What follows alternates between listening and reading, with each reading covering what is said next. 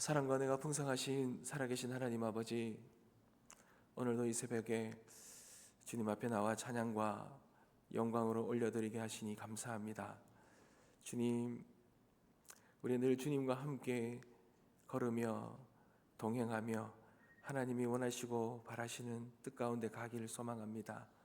주님, 우리에게 늘 말씀하여 주시고 우리가 하나님의 뜻을 분별하고 하나님 말씀 붙들고 하나님께서 원하시고 바라시는 그 길로만 걸어가는 은혜가 있게 하여 주시옵소서.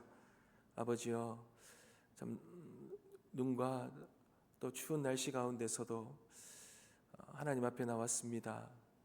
아버지께서 만나주시고 또한 우리 성도님들의 삶과 생활 가운데 어려움이 없도록 하나님 지켜주시며 오늘도 하나님께서 함께 하시는 은혜를 충만히 누리는 이 새벽이 되어지게 하여 주옵소서. 감사드리며 살아계신 예수님의 이름으로 기도드립니다. 아멘. 하나님께서 우리에게 주시는 말씀입니다. 누가복음 2장 41절에서 52절 말씀입니다. 누가복음 2장 41절에서 52절까지 말씀입니다.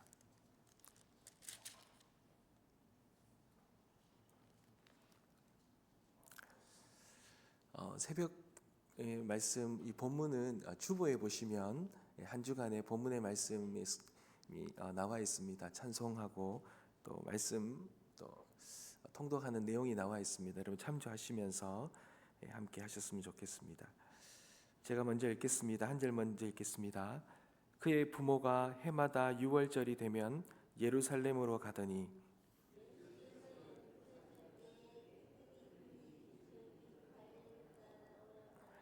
그날들을 마치고 돌아갈 때에 아이 예수는 예루살렘에 머무셨더라. 그 부모는 이를 알지 못하고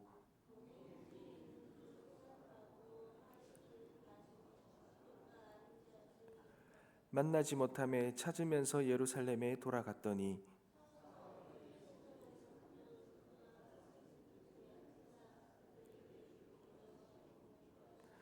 듣는 자가 다 그 지혜와 대답을 놀랍게 여기더라.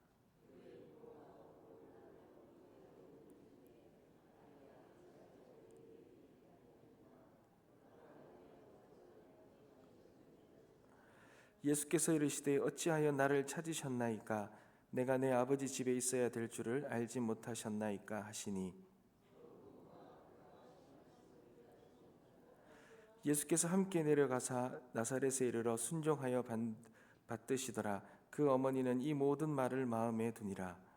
예수는 지혜와 기가 자라나며 하나님과 사람에게 더욱 사랑스러워 가시더라. 아멘.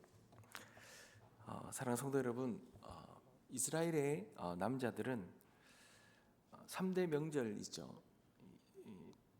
3대 명절에는 예루살렘을 방문하고 또 성전을 방문하는 그러한 풍습이 있었습니다. 특별히 가장 큰 명절인 이 유월절, 이 유월절만큼은 예루살렘에서 지내기를 그분들은 그 유대인들의 남자들은 그렇게 열망을 하였습니다.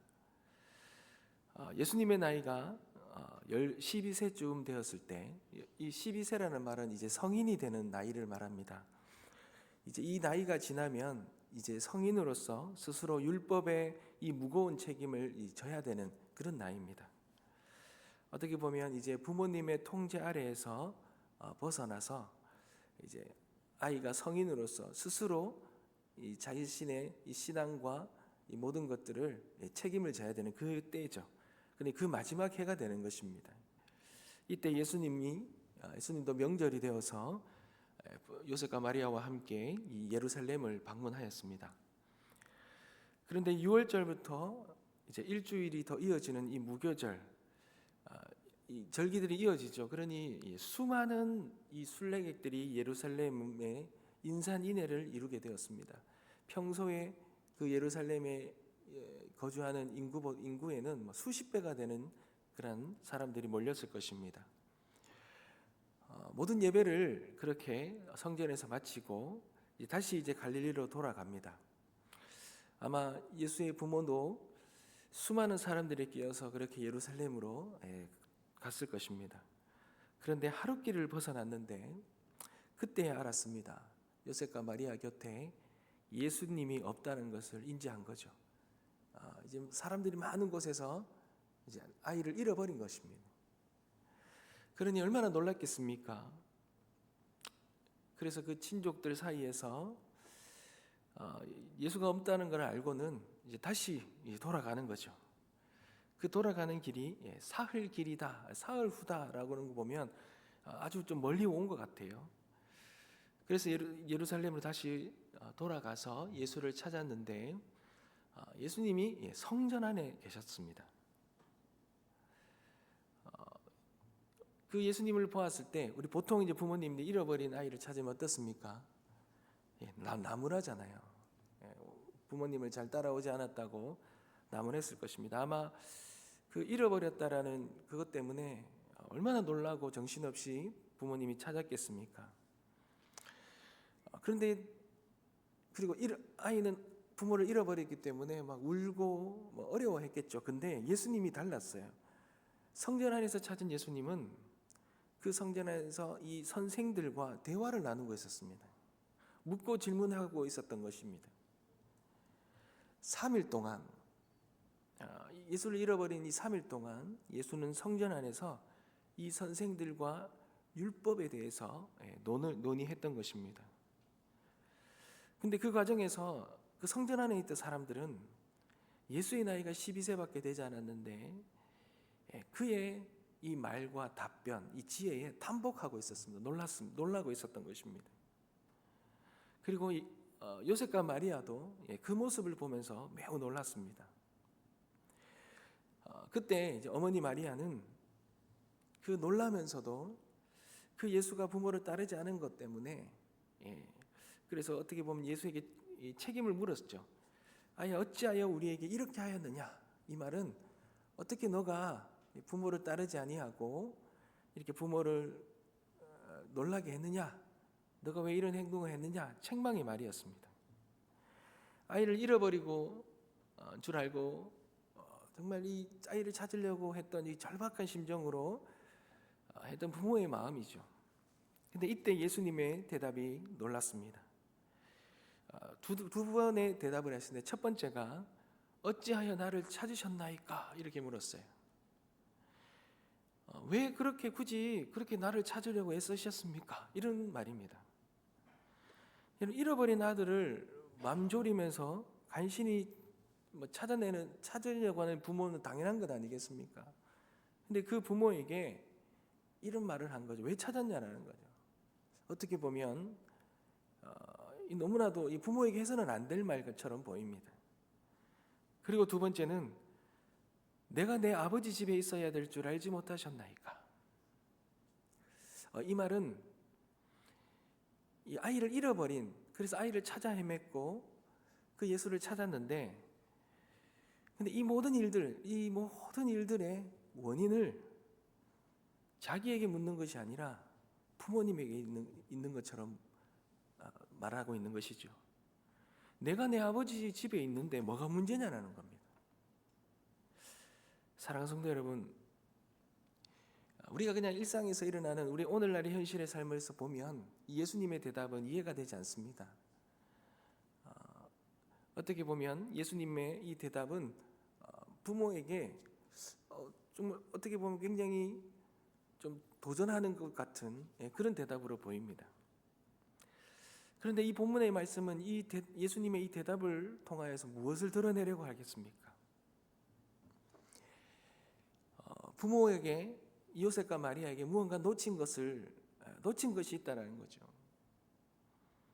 먼저는 예수가 아버지 집에 있어야 될 줄을 놓친 겁니다. 여러분, 육신의 부모는 요셉과 마리아지만 예수님의 참 아버지는 하나님이십니다. 아버지의 아들이 있어야 될 것은 아버지 집이라는 것. 그러니 예수는 애당초 부모를 떠난 것이 아니라 하나님 아버지 집에 있었고 그곳이 아들이 마땅히 있어야 될 자리라는 겁니다.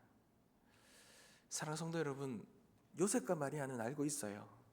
예수가 어떻게 탄생한지를 알고 있잖아요.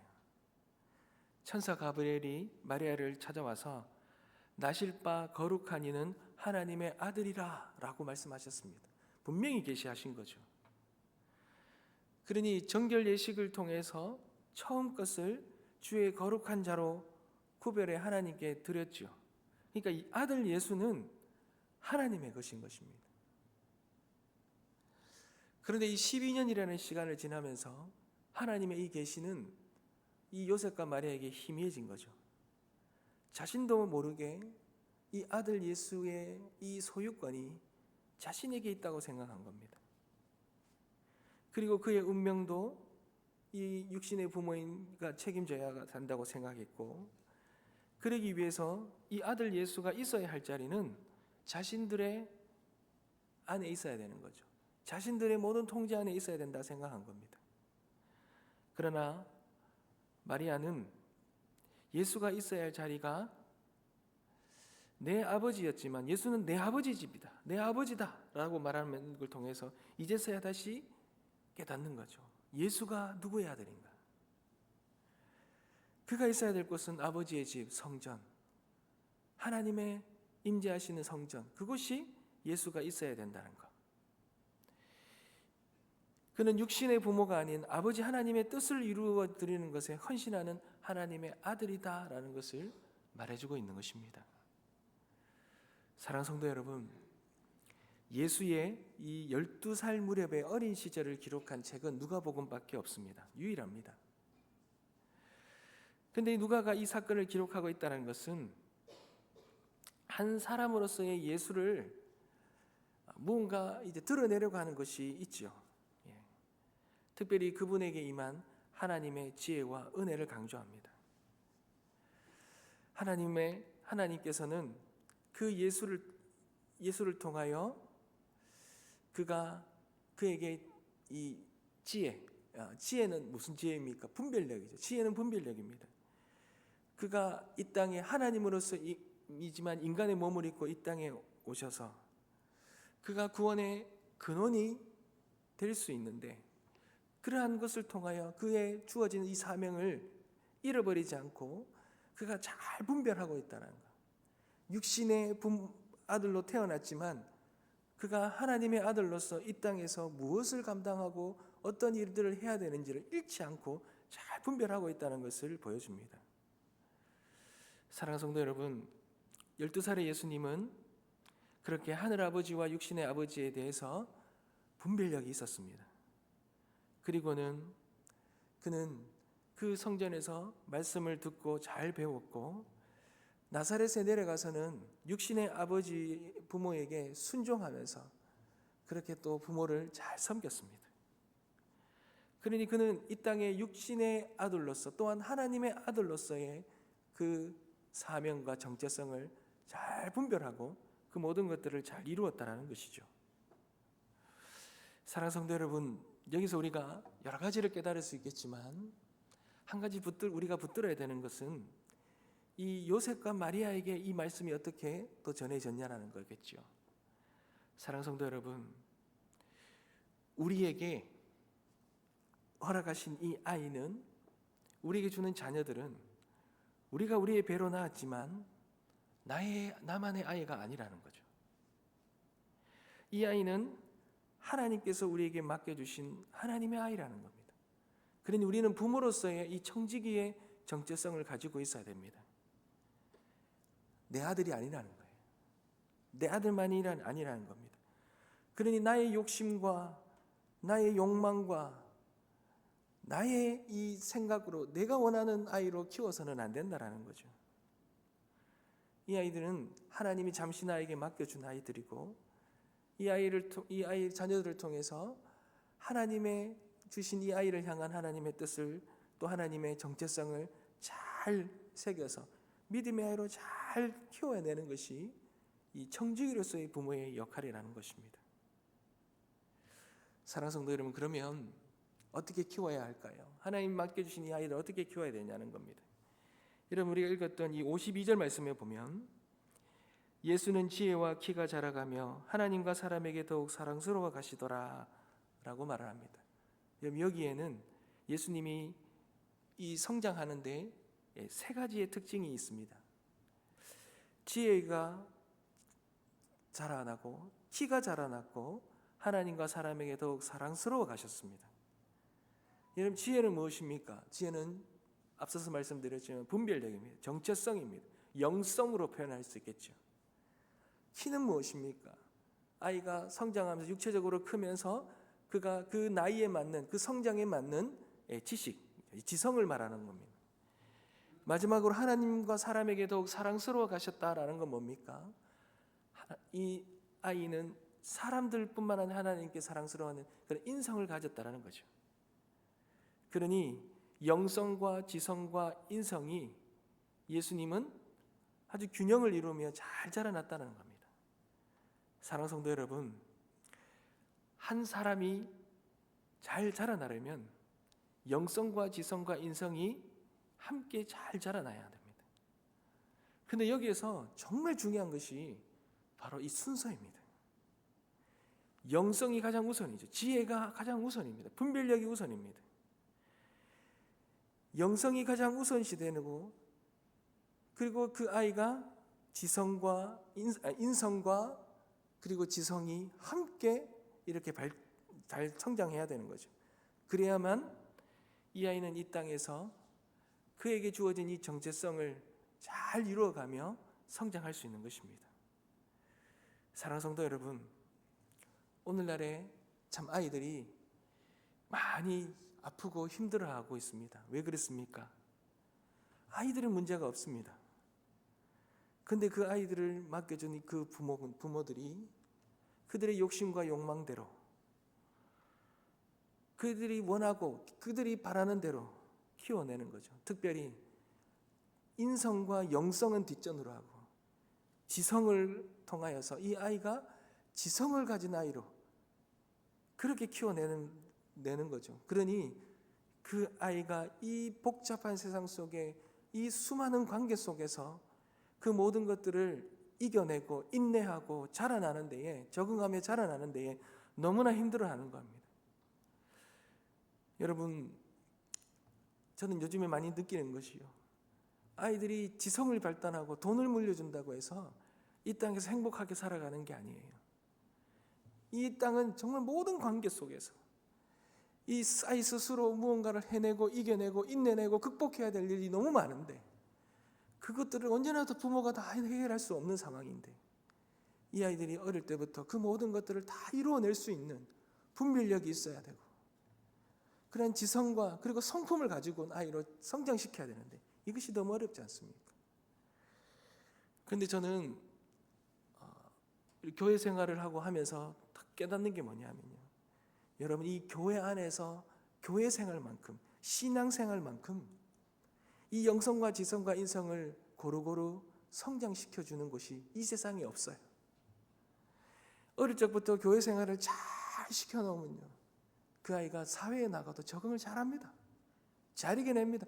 온갖 관계 안에, 다양한 사람들이 있는 교회 안에서, 그 관계 안에서 그 어떤 일들을 이루어가며 모임을 해가며 소모임을 해가며 여러 가지 그런 것을 통해서 영성과 지성과 인성의 근육들이 키워지는 것이 교회 안에 신앙생활만한 것이 탁월한 게 없다라는 거예요.